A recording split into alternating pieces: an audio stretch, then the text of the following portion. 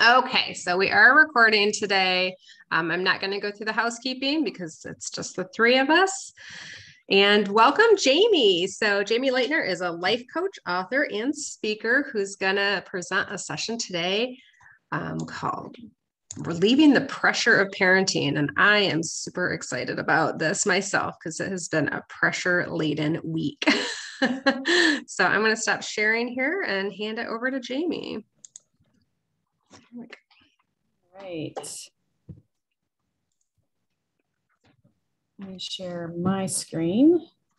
Oh Lord, I gotta find it in the middle of all this. Okay. No. I usually close all my stuff out. This time I didn't. Where is it? I don't see it. That's weird. All right, hang on just a second. No problem. Take your time, Jamie. We've all been doing this for over a year and it's still like the first time every time, I feel like. Didn't have it in the front. Maybe that'll help. There we go. Okay.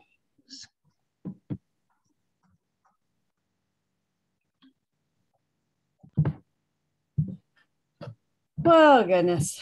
If I can hit the right buttons here. It's the first time I've done it through Canva, so yeah, I've never done the present through Canva, so I'm excited to see how that goes. Okay.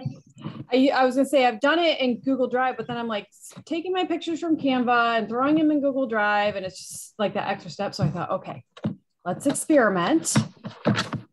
More used to it. We'll see. Okay, well, yes, relieving the pressure of parenting, which I really feel like is important right now. And so this session is going to be focused a lot on you as a parent. I'll throw some tools for the kiddos in the end just as well, but I'm finding that right now, especially with all the extra roles everybody's playing, we've added even extra pressure, as if we didn't have pressure enough, right? Like now we have extra pressure, I feel like. And so I want to spend a lot of time just looking at you first, look at ourselves as a parent.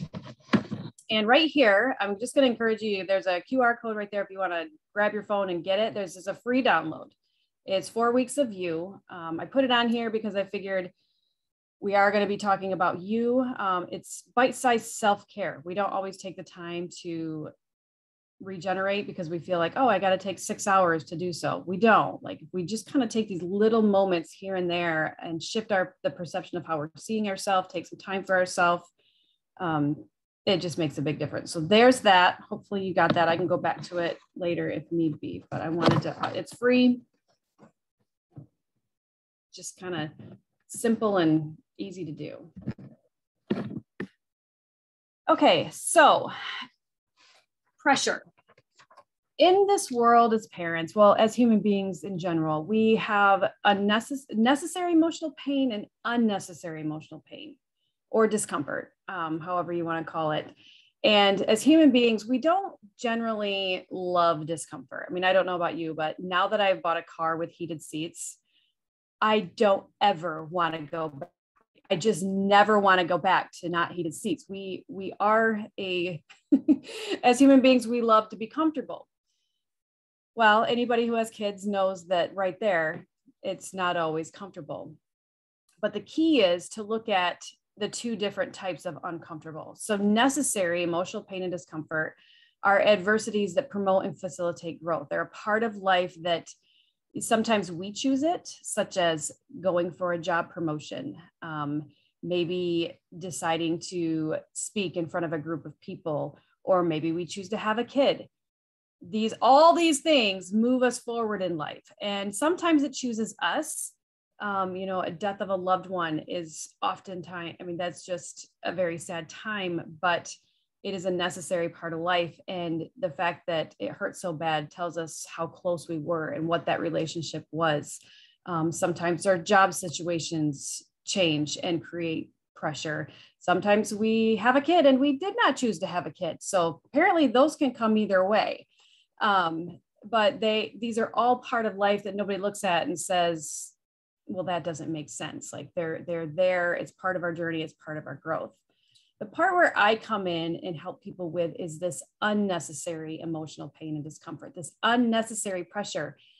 And it's crazy how easy it is to do and how easy it is to justify as necessary. So things like unrealistic expectations, that is unnecessary. I don't know about you, but I have this fetish with Wonder Woman and I just want to be Wonder Woman. And I'm just like, okay, I just want to do it all, right?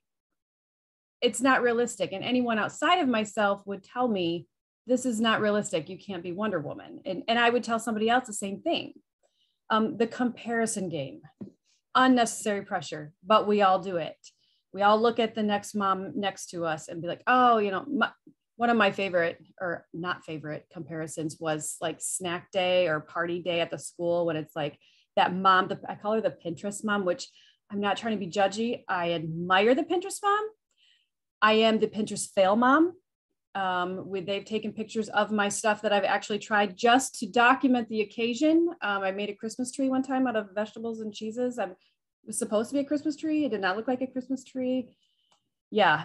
But on, you know, Halloween party days, the Pinterest mom is bringing her pretty spiders made out of weird foods that make a spider. And I forgot about the snack. So then I'm bringing a half-eaten bag of Doritos in as my contribution to the potluck, right? Comparison. Seeking approval. Holy moly, any approval seekers in the room, gotta let that go. And I'm not just talking about, you know, walking into Kroger's and deciding you don't care what the cashier thinks of your shirt. I'm talking about those people that we really want their approval. Teachers, parents, friends, best friends, like those people in our lives that we want to hear, good job, you're a great mom. And then another unnecessary pressure, which I really specialize in, working with my clients, we always hit this piece, and that is negative self-talk. That is the most unnecessary pressure you could have. And I just love to liken it to a boxer. Can you imagine a boxer right before his match going into the bathroom and looking at himself in the mirror and deciding that he's going to practice some right hooks on himself, maybe some sucker punches to himself to prepare for his, you know, so he can be a better boxer? No, they're not going to do that. But yet we emotionally do that to ourselves every day. And so those are the 4 pieces that I pulled out to focus on. And really, those seem the most common places where we get hung up in this unnecessary pressure, unnecessary emotional pain and discomfort in parenting. So before we move on, though, I want you to take a minute as a parent and make a mental note. Oops, nope. I'm sorry, I skipped a page. Actually, before we move on, I'm going to tell you why it's easy to get caught up in the unnecessary emotional pain. And that goes back to a concept that I teach with the company that I work with, Turning Leaf Health and Wellness. And it explains that the greatest human need is to feel valued. And if you think about it, everybody in this world wants to feel of worth, wants to feel of value. So yeah, that makes sense that we're made that way.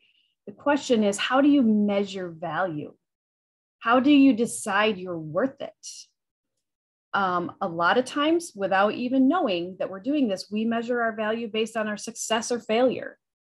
We measure our value on status. We measure our value on our own values. Oh, well, I believe in being kind, so I'm valuable. Oh, but then I wasn't kind today, so now I'm not valuable. Starting to see the problem? Hard work. Sometimes we measure our value based on our hard work. And then again, comparison. How often are we comparing ourselves to somebody else to decide our worth and our value? Which goes okay if you're having a judgy day and you see someone who maybe their kid has had TV dinners for every day for a week. And you're like, hey, I've cooked 3 meals this week. I'm doing great. So now you feel like my worth as a parent, especially, is pretty up there. I'm pretty valuable today. But what about when you stand next to that person who cooked 5 meals that week? Now, how valuable are you? So comparison is only as good as who you deem better or worse than you, which I don't know about you, but not a very fun way to go through life. So But the problem is because we are psychologically programmed, we as human beings desire to be of worth. We search for worth. So this poses the question, okay, so what do we have to do so that we know we're of worth? And to this, I always ask the question, if we were in person, and even if we weren't in person, I know Marty could get a hold of me or a hold of somebody who knows me or something, but if we were in person for the sake of easiness and I passed out and you guys called the paramedics, would a paramedic walk into the room and say, do you know if she yells at her kids? Because if she yells at her kids, I don't know. I just don't know if she's really up on the worth saving poll. You know, do you know, did she cook dinner this week or did they have pizza too much? You know, what, you know, I don't know if she's worth saving. No, nothing. We are of value by being on this planet, and that needs to become a belief of ours. Now, does that mean we don't have problems? Does that mean we don't want to grow and learn? No, but we are of value. And the key to eliminating a lot of this unnecessary pressure is to stop going outside of ourselves to measure our value. We have to stop looking everywhere else at the expectations, comparison, people's approval, all of that. We have to stop looking at that to define our value. Okay, so this is kind of foundation work, and I want to just pause for a second so you can have a couple of things in the back of your mind. And this is where I want you to take a minute and think about your top 3 things that you're struggling with right now. It can be with your kids. Obviously, this is a parenting event, but it doesn't have to be with your kids. It can be with anything, but just, I'm going to give you 20 seconds to just, top 3 things that come to your mind. Maybe your kid is throwing tantrums. Maybe they're not going to bed. Maybe you're struggling with the fact that you're exhausted because kids are exhausting. Okay, so if you have your top 3 or top 2 or 1, whatever, just get something to work with. Then I want you to think about, okay, look at each one and identify the unnecessary pressures around them. So when you look at the situation, maybe like my kid's throwing fits in Myers because he doesn't like shopping. Yeah, that's a real one for me. Then my unnecessary pressures are, I'm worried about the outside opinions. I'm worried about the people in Myers. What are they thinking of me? Oh my gosh, my kid's throwing a fit. They probably think I'm a horrible parent. I worry that I'm not measuring up. Oh my gosh, seriously? I should have this down by now. Oh, wait, let's add on top of that. I'm a parenting coach. And my kid just melted down in Myers. Yay, this reflects very well on my resume. Look at the fears. What am I afraid of? I'm afraid people will judge me. I'm afraid, oh my gosh, what if my friend's here and she runs into me? What if I run into someone I know? Now I can't just escape the strangers. I've got all these people I know watching my kid throw a fit in Myers. And I want you to start tuning into where the pressures are coming outside. I mean, yes, we all have that. I want to be a good mom, but how much of that good mom is coming from you and what you need to do to be a good mom and what you believe is good for your child? And how much is it coming from outside sources? And be aware of that. And we're gonna, at the end, I'll leave room for looking at some of those and exploring some of those if anybody is interested. Okay, so being that it all begins with you, I said I was gonna talk about your pressure, what you put on yourself. The reason this is important is because we have 2 basic motivating emotions. We've got anger, we've got sadness, we've got frustration, we've got all these different emotions, but if we were gonna play a game and categorize them, we could bring them all down into 2 buckets. One is fear, one is love.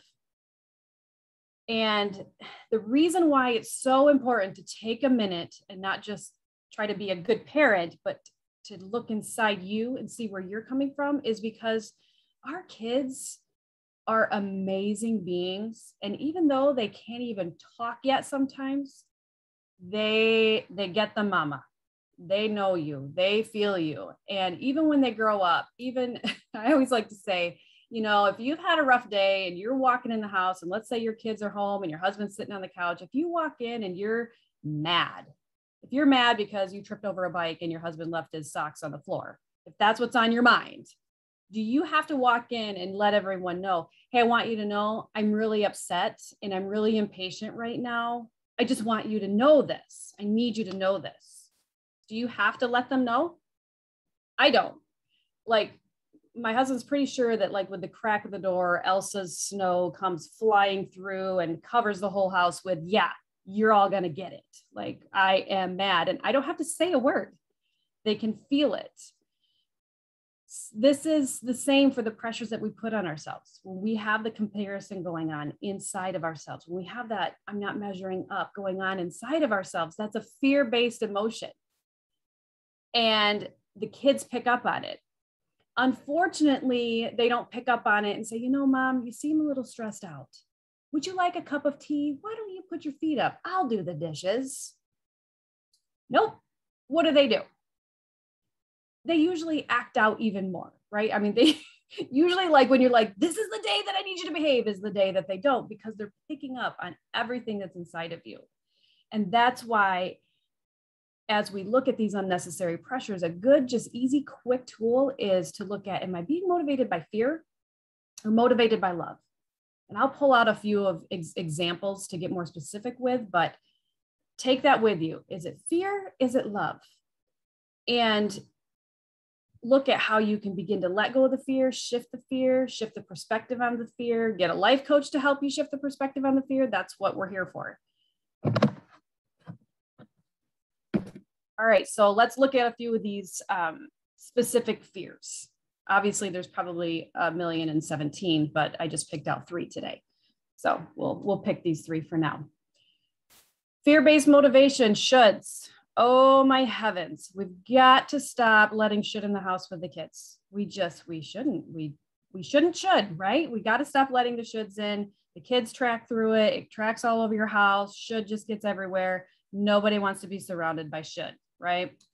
And I love to tell people should is a swear word. Like we've got to stop saying should. It's judgment. It's fear-based. It's not the best motivator. It only lasts so long. And that's the crazy thing about fear-based motivation. It might look like it works for a minute, but then eventually you're like so wore out, it just quits working. It depletes your capacity. It does not build you up. Fear-based motivation, going back to others' opinions. Okay, so I love that saying, what someone else thinks of me is none of my business, right? I love that saying. And the thing is I do believe there's a parenting manual. I truly believe in one, and I call it the mom gut. We have a God-given mom gut, and we all know what it's like when we're like, you know what, this is what my kid needs. We've had those moments where we're like, yep, this is what I need to do for my kid. You know, when you can't hear your mom gut, when you're in fear-based energy. And so if I'm shooting all over myself and I'm listening to everybody else's opinions, I'm not going to hear my mom gut. And another example would be the negative self-talk. Oh my gosh, I do entire workshops on negative self-talk. I think I just said that a little bit ago. Yeah, in the unnecessary emotional pain, we've got to shut down the negative self-talk. And a couple of quick tips. Let me just throw a couple quick tips out here. One way is to put a time limit on it. We all have those moments where we're just really upset at ourselves. We all do. It's not like, you know, you can't be like, don't ever get mad at yourself. Okay. Sure thing, life coach. I got it. No, not going to happen. I like to treat it like smoking, like you're trying to quit smoking, especially depending on how much of a habit you have. But get the patch, cut yourself back, put a time limit on it. I like to tell my clients, give yourself 3 to 5 minutes. 5 minutes is kind of a lot, but if you feel like you need it, okay, fine. Give yourself something you can work with, but then cut it off. And then when it's time to cut it off, replace it. Replace it with something true, which we're going to lean into in just a second in the next slide. So keep that in mind. We want to let go of the negative self-talk and replace it with the truth.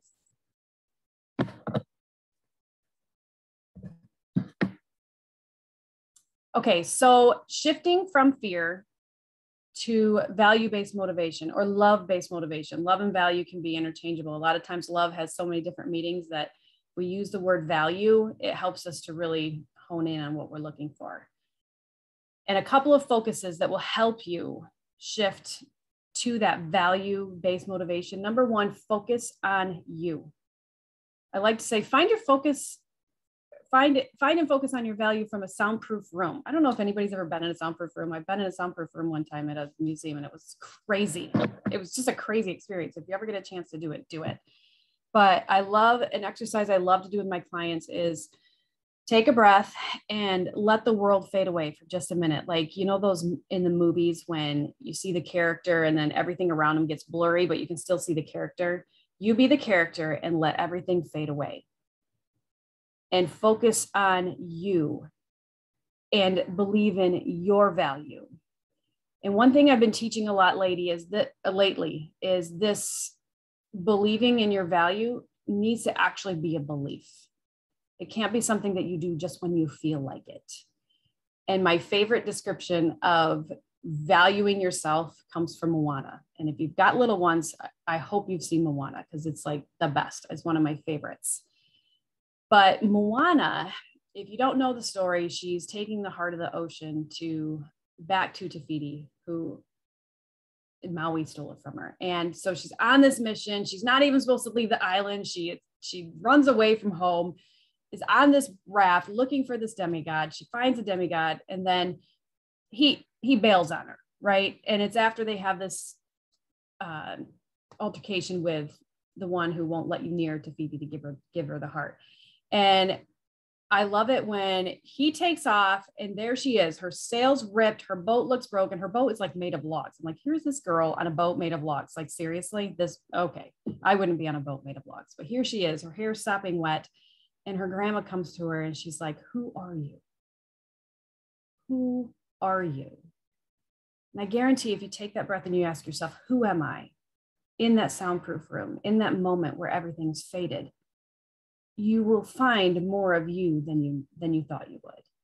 And I love it when she looks at Moana and she says, you know, who are you? And all of a sudden Moana's like, you know, I am chosen. I am the one who's supposed to return the heart, and the music's playing. You're like, oh yes, yes. So she's feeling it. She's feeling her value, right? She's remembering, oh yeah, she's got her I'm going to win it music going. She dives in the ocean to grab the heart that she threw in there and giving up moments ago.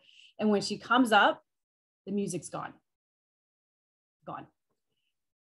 And you see her like, oh, that moment of, now who am I? Like, who am I really? Do I really believe everything I just said 10 minutes ago? I'm not really sure. But she climbs up on her boat. She takes that breath and she just starts sewing her sail. And she starts moving forward again, knowing, nope, this is who I am.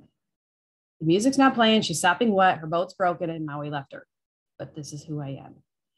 And so that focus on you, I would challenge you to really start spending time with your heart without all the outside influence. Like, really connect to you, your mom gut, what you believe, what you want for your family, what's important to you, so that we then have the ability to stop basing how we raise our kids on everybody else around us. And we can't do that. We can't raise our kids the way we want to until we believe in the me inside. So I know that sounds philosophical and psychological and flowery and heart, not tangible, but that is truly important, a truly important starting place. The next shift, focus on the intention. A lot of times we get so focused on right and wrong and how to be a good parent, what somebody else would do again in this situation. Letting all that go, what is the intention? What's the intention between you and your child? What is most important to you? For me personally, one of my intentions was to constantly create relationship. No matter what, I wanted that relationship to be there. So that was something that was in the back of my mind. I was letting go some of that fear-based energy, going with the value-based emotions and saying, okay, what do I want the most? Yes, my kid is melting down in Myers, but what matters to me most? And obviously, 10 years from now, you're not going to care that your kid melted down in Myers.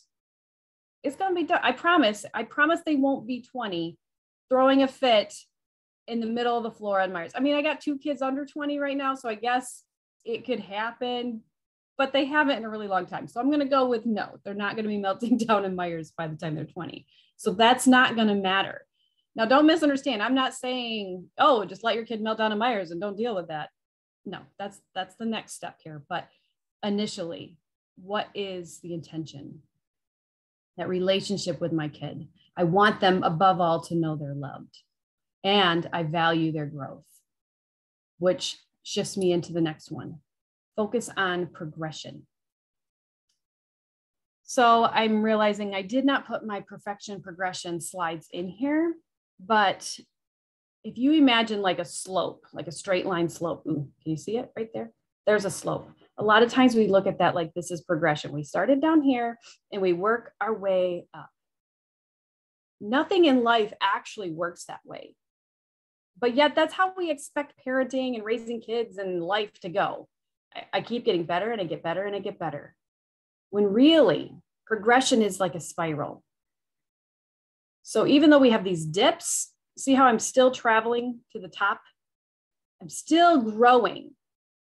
I do have dips. I do have adversities. I do have times where I lose my patience with my kids, but I go back through these steps. I go back through connecting to myself. I work through it. I learn through it. I learn through that necessary pressure that I go through, and I come out further ahead.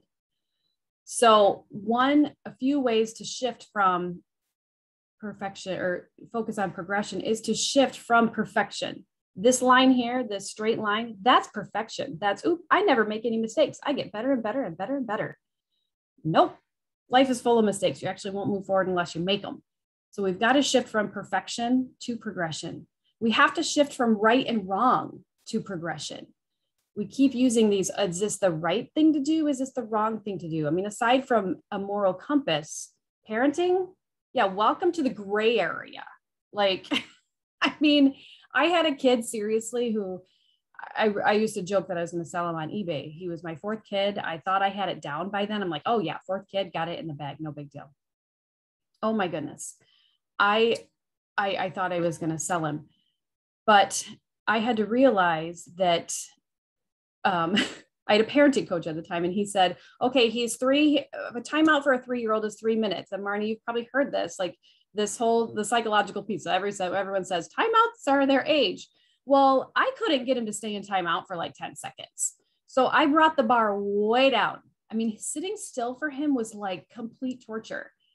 And so I brought the bar down to a 30-second timeout. That's where we began, 30 seconds. And it was all I could get to get the 30 seconds out of him. And you know what? We progressed. We moved forward. He understood, okay, I don't want to sit here for 30 seconds. Now, I did get up in my head for a minute. Oh, it's supposed to be 3 minutes. He's 3. I'm doing it wrong. Okay, we probably would, neither one of us would be alive today if I would have stuck with a 3-minute line. He just was not going to do that. But the 30-second got me where I wanted to go. I watched him grow. I watched him progress. I watched him start going, oh, okay, I don't want to do that because I don't want to sit here for 30 seconds. Like, so we have to shift out of right and wrong, because with parenting, every kid is different. I've had 4. They're all different. I started to gather that the more I had, the more they were still just going to be different. Success versus failure. Again, we've got to get away from these all or nothing, right, wrong, black, white. Focus on progression. Focus on that spiral. When you feel like you're backsliding, are you though? Look at that as a growth opportunity. Stay open to what your child is learning and what you're learning as a parent in that moment. Take the pressure off. Let it be okay. I love to use the example, and I know I read it in a book somewhere. I've read it in a few places, but they talk about a baby learning to walk. Like when the baby falls down, no one's like, oh, yeah, maybe walking isn't your thing, or even learning how to ride a 2-wheeler. I love to say, you can't go in, you can't read a book on how to ride a 2-wheeler and then go outside and ride the 2-wheeler. Like falling down is part of how you learn how to ride it. When you go through the gravel and you wipe out, you realize, gravel and 2-wheelers, got to be careful on those. And so we want to start looking at the progression piece, let go of the unnecessary pressure of perfection and right and wrong. Okay, so I realize I'm talking about a lot of like philosophical and theoretical pieces. And so I want to just give you something that you can have in your hip pocket and remember simply. One being stand in a soundproof room, right? Stand in a soundproof room and see your value. Take that moment to let go and connect back to you. What is you? I love this. I paused and there I was. I actually wrote that quote there because I was going through a rough time and I just was getting so far up in my head, just tuning into what everybody else was thinking and trying to get it right as a parent. So, I mean, we get to that point where we're like, okay, yeah, so that's what everybody else is thinking, but also what about what I'm thinking? Okay, but I wanted to be perfect. I wanted to get it right. I wanted to create kids that didn't suffer, that didn't have pain. I'm like, you know what? I've been through life. Let me tell you how to do it. And then you don't got to worry about all that. Like, let me save you from all these adversities. Let me save you from, don't worry about peer pressure. Let me show you how to do this. When that's not possible. I did not realize this until recently that I was so excited about becoming a life coach and learning how to be a parenting coach and learn all these parenting things so that I could create kids that got it right. And not because I wanted them to be perfect and I wanted to be the perfect parent, like for status, but because I didn't want them to go through pain and discomfort. And so that's another thing though, that we got to let go of the outside pressures, but let go of the unrealistic expectations, let go of the inside unrealistic pressures as well. Stand in a soundproof room, letting all the judgment go and asking yourself, what is my mom gut telling me now? And remind yourself, who am I? Who am I? What is my worth? I am worth it. I am valuable. Number 2, let go of judgment. That's going to be what keeps you out of your soundproof room every time, is the judgment. And I will tell you again, it all begins with you. The more you judge yourself, the more you're going to be susceptible to the judgment of others. That's just the way it goes. The more you are okay with you and you value you just for you, the more you're not susceptible to the judgment of others. I love to say, if you had your favorite shirt, you picked out your favorite shirt for the day, and then, you went to the grocery store, would you find yourself running all over the grocery store saying, hey, I don't care if you like my shirt because I don't care about other people's opinions. Okay. I just want you to know that I don't care if you like my shirt. I don't care if you like my shirt because I'm fine with me. We don't do that. We don't do that because when we are solid in who we are, we don't really think about everybody else's opinions. We don't take on the judgment of everybody else because we don't give it a second thought. We know who we are. Number 3, focus on intention and progression. Use tools, get more tools. And I can't express this enough. And I'll hit a few tools in the end so that, being it as a parenting workshop, that you can just go away with some parenting tools. I honestly struggled with this. I just really felt to focus on the pressures that we put on ourselves, because if I hand you parenting tools and send you home still judging yourself and caring what everybody else thinks, these aren't going to work. Your kids are too smart. It's just how it works. So anyway, sorry, sidetracked. Number 3, focus on intention and progression. Remember, what is most important to you as a parent? What do you care about the most in 10 years, from that fit on the floor or the fact that they're not going to bed or whatever you're dealing with? What matters to you most? For me, it's relationship. For me, it's growth. And I want to care more about what I think my kid needs for my relationship and growth than what anybody else does. Oh, sorry. Number 4, use tools, get more tools. Keep mixing myself up here. So you have your tools. As parents, you have your tools. Use them. Set the fear aside, use them. Be confident in them. Listen to your mom gut. Get more tools. Go to classes, call a life coach, get more tools. Listen to your heart. Your heart will tell you where to go. Okay, so actually, Yeah, I'll hit these first. I know we had the top 3 things you're struggling with right now. So I'm going to just hit those in the end. We can open up for conversation, but I'll leave you with a couple of these parenting tidbits. Number 1, and this is hard, trust me, deal with the crisis outside of the crisis. When your kid is having a meltdown in Myers, that is not the time to have a serious talk about life and the meaning of life and why he should never throw fits. His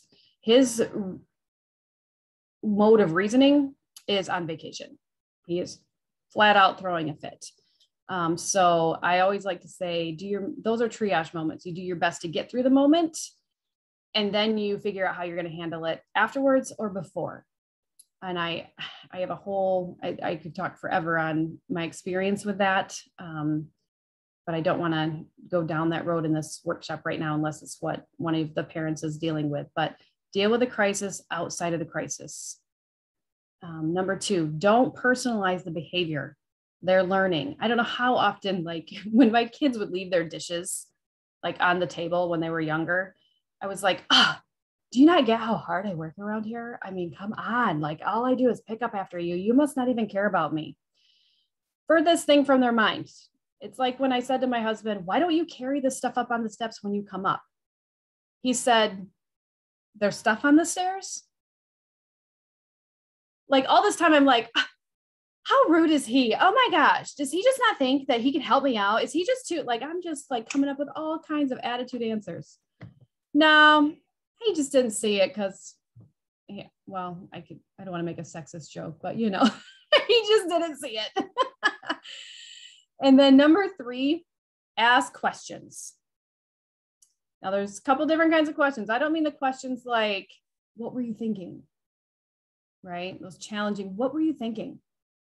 What are you going to do about it? How are you going to get yourself together? But asking questions like, hey, depending on their age, you're going to be asking them, what was your thought process there?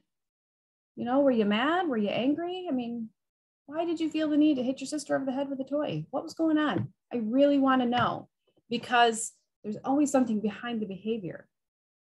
They're growing, they're learning how to imagine their emotions, manage their emotions. There's always something behind the behavior. So ask questions, seek to help, seek to understand them. And also, depending at all ages, actually, help them understand them. So when we ask these problem-solving questions, not only are we learning about our child, but our child is learning about themselves. It's kind of like playing life coach with your kid. You're pulling out what's really going on. I really want to know so that I can best support you. Okay, so as we move into Q&A, this slide here is a few of the series a few of the services I offer, the parenting series I offer. And I've got a Girl on the Go session, which is like a half hour for busy people I offer. And then the Dare to Fly series is really good if you find yourself to be a people pleaser or listening to everybody else's opinions, like you're really struggling to find that soundproof room. Dare to Fly is an amazing series for that. And most of the series are, oops, I put the wrong slide in there. That's not I do have a parenting group session, but I also do I also do 5 private coaching sessions. That's the slide for the group. So I did not see that on my little thumbnail. So there's that. If you scan that QR code right there, that'll send you to how to get a hold of me, and you can shoot me an email. And normally I offer like a few free sessions to the first 5 people that sign up, being that there's only one other one here. Automatically you get a coffee and connection call, and it's just basically a free 30-minute, let's see if what you think of me, and I can let you know how I can help you, and we can go forward from there. So there's my presentation, but if we can, I'd love to open it up for any questions. I mean, there's only one other person here, but we can private session it up if we need to. So Jamie, I really appreciated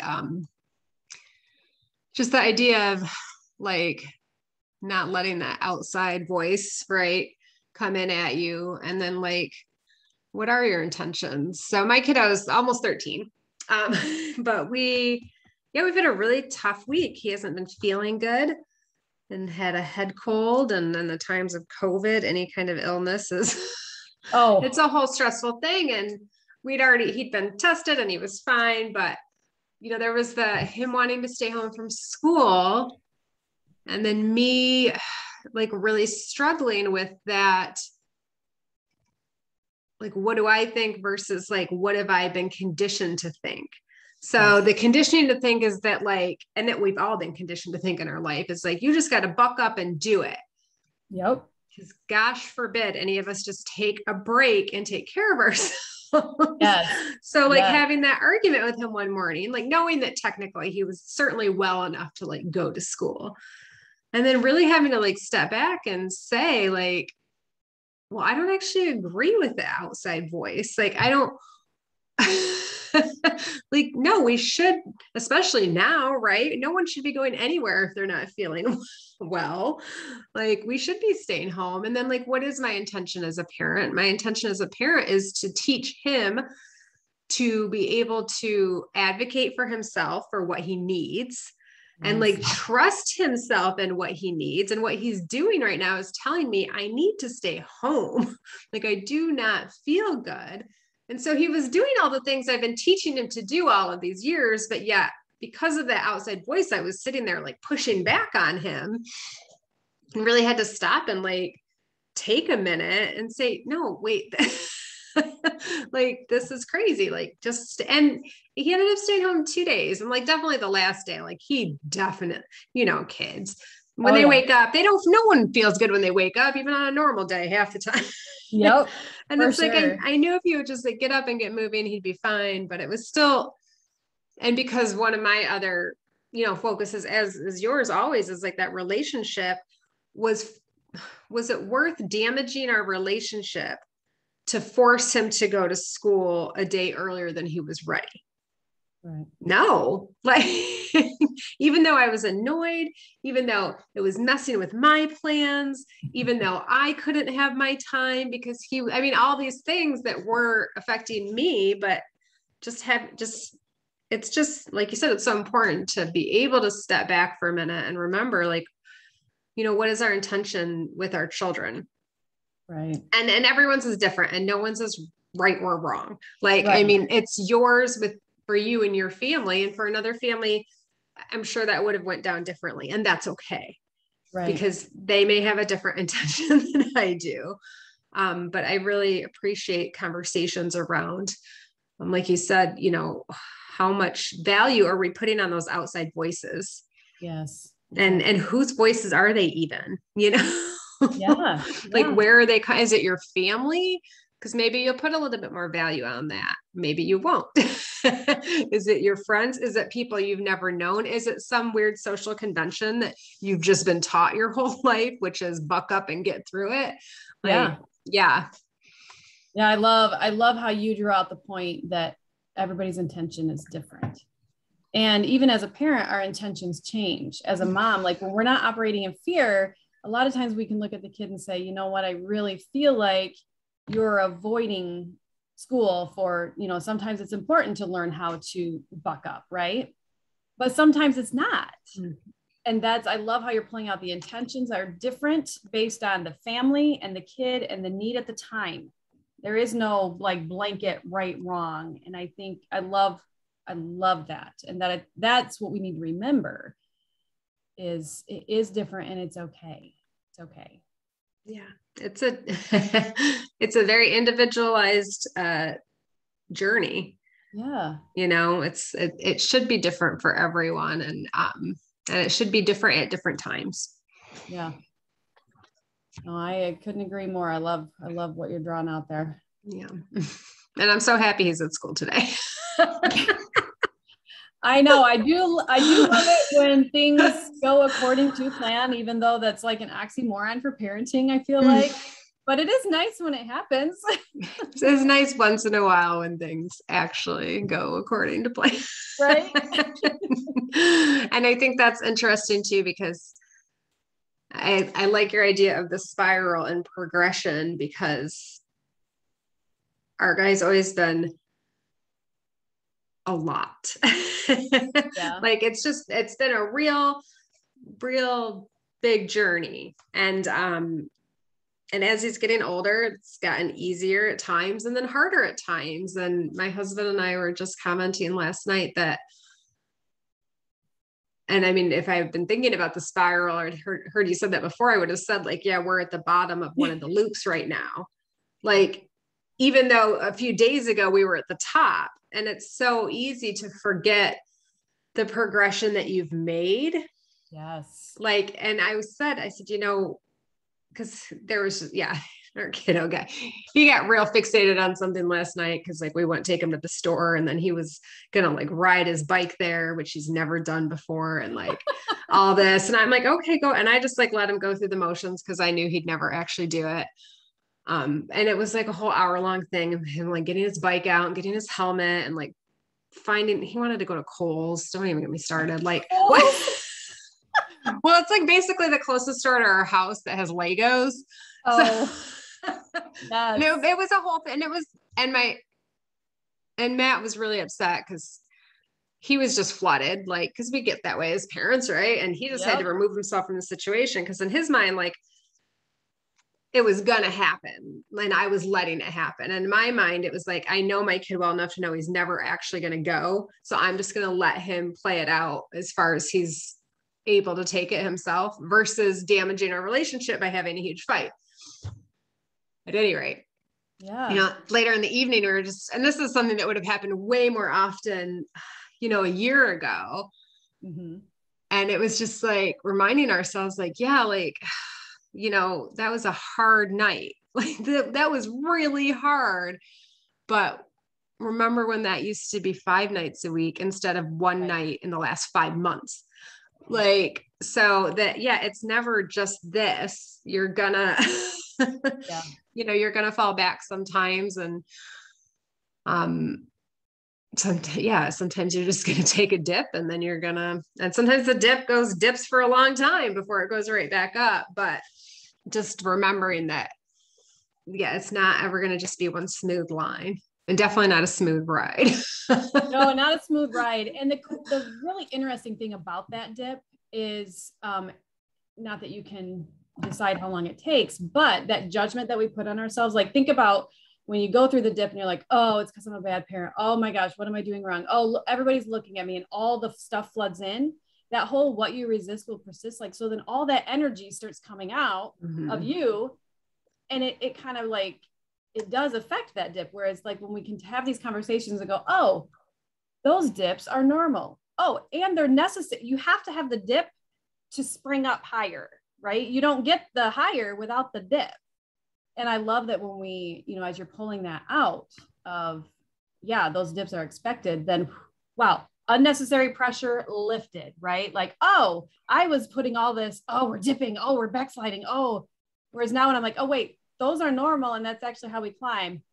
Weight lifted. How nice is that? And that's the point that I would try, you're pulling out again that I was trying to make today of take the judgment out of the dips, take the judgment out of the moment. I love that you had the conversation with him about riding his bike, because think about how much he learned through that conversation, the questions you were asking him, and really getting him to think through the process. Okay, what's going to happen here compared to no, you're not going, which I mean, sometimes there is a need for no, like again, there is no black and white. Sometimes there's a need for it, but when you can help them learn through something, now the lesson is theirs. Now they own it.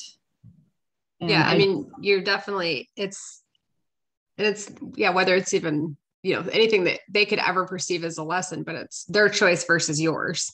Mm-hmm. Oh yeah. And like, I mean, I know him well enough to know that. And I also know that if he'd actually chosen to do that, that would have been fine. And he would have been safe, and he's totally capable. Mm-hmm. He just doesn't think he is yet. Like, I know he's totally capable of making that journey and doing that thing. And I feel 100% comfortable with it. I just know that he's not there yet. Right. But part of getting there is taking those baby steps, right? Even in a weird moment. So, just that remembering that what they're going to remember at the end of the day isn't the yes, it isn't the no. It's not the bad night. It's not the good night. It's the relationship and how that feels over time. Yep. And that if you continue to try, we can't always do it, but try and make that your focus. It really does take a lot of the pressure off, I think. Yeah, no, I would agree. I mean, that's why I do what I do. Sometimes parents, that's the struggle, is when we get so far in the spin out, we don't always, sometimes it just needs somebody outside going, okay, wait, who are you listening to? Who is that, like you said, is that your thought? Is that your belief, or is that something that's getting passed down or just pushed on you? Or I really I also liked what you said about the Pinterest parents. I tried to do that once and made cupcakes for my son. It was for like his 3rd birthday probably, which is right by Halloween. And I made these like fancy cupcakes that look like monkeys or whatever, and we're like carrying him into preschool. And then my kid decided to like try and dart back into the parking lot. So of course the cupcakes had to go. And, they got dropped on the ground and they all tipped over and they didn't look like anything anymore. And but the kids don't care. No. They loved those cupcakes. They still ate them. If you're, do it for you. At the end of the day, like do it for you and your family, not for anybody else. And it'll be so much easier. Yes, for sure. And I have embraced my lack of Pinterest abilities. So mine looked, I did it. They looked good. You pull it up. Right. Oh, wow. But I just couldn't execute and then you dropped them. Anything beyond. Now I've learned when I make stuff like that, it doesn't go anywhere. It goes from like the kitchen to the table. Right. That's where it cannot get messed up. Yeah. Well, and if it does, oh well. Yeah. Well, Jamie, thank you so much for your time. Lane put in the chat that she doesn't have any questions, but she also wanted to thank you for your time. Absolutely. I really appreciate it. And I appreciate, I definitely really appreciate your little QR codes. Those are so great. Makes so much more sense than putting a bunch of phone numbers and emails and stuff that no one can write down or has time to. I stole that from somebody else. I'm stealing it from you. I saw it in presentation. I was like, especially with all the Zoom that we're doing. Yes. I use them on all kinds of paper stuff and other stuff, but I never thought to do it this way, and it makes perfect sense. I can't even remember who I stole it from. I've seen it a few times now, but I enjoy it. That's for sure. No, I'm stealing it from you. And I think it's amazing and very generous of you to offer some, free sessions and some free resources. So thank you for that. And so I don't know if Lane is still on, but if she wants to, shoot me an email. We can set that up. We can do Zoom. I do a lot of clients via Zoom. I saw the little baby, so I know that her schedule is going to be full, but if she's not on here anymore, let her know that that's available if you don't mind. Absolutely. Or you too. I know you're running the thing, but I didn't. We all always need it, right? So. There's no end to needing help sometimes. So there's not. I have a life coach who I love to, it's just good to have somebody outside of your own crazy neighborhood to help you see. That's right. Yeah. Someone outside of the nonsense. Well, Jamie, thank you so much. I appreciate your time, and I hope to be able to host you again sometime, and maybe with a bigger group. Sure. Anytime. Just let me know. All right. Thanks, Jamie. Bye, Lane. Bye. Thanks. Yep.